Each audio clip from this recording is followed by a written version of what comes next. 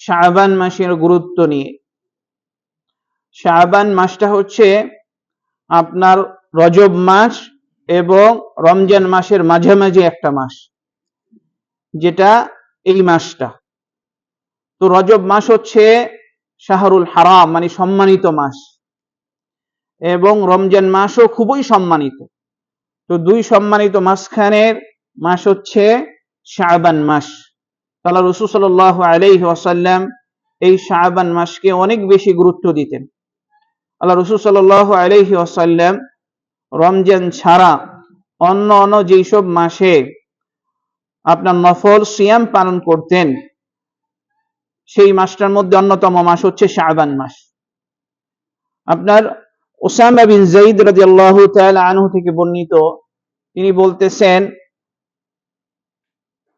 قال قلت يا رسول الله, আমি বললাম হে আল্লাহর রাসূল, লাম আরাকা তাসুমু শাহরান মিনাশ শুহুরি মা তাসুমু মিন শাবান, যে আমি দেখি না যে আপনি শাবান মাসে যেই পরিমাণ নফল রোজা রাখেন অন্য কোনো মাসে আপনি এত বেশি নফল রোজা রাখেন না। ক্বালা, তখন আল্লাহ রাসূল সাল্লাল্লাহু আলাইহি ওয়াসাল্লাম বললেন, শাহরুন, এই শাবান মাসটা এমন একটা মাস, ইয়াগফালুন নাসু আনহু, এই মাসের ব্যাপারে মানুষ খুবই অমনোযোগী, এই মাসের গুরুত্ব দেয় না মানুষ। যে ইয়াগফালুন নাসু আনহু, এই মাসের ব্যাপারে মানুষ খুবই গাফিল। যে মাসটা কি বাইনা রজবিন ওয়া রমাদানা, যে মাসটা রমজান এবং রজবের মাঝামাঝি একটা মাস।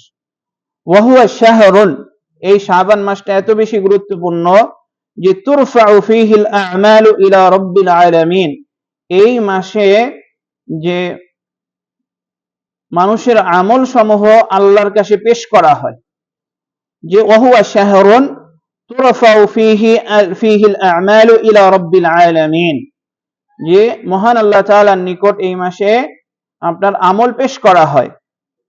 তো ফাউহিব্বু আইয়ারফা আমালি ওয়া আনা সাইমুন, যে আমি পছন্দ করি যে আমার আমল আল্লাহ তাআলার কাছে পৌঁছানো হোক এবং আমি হচ্ছে রোজাদার।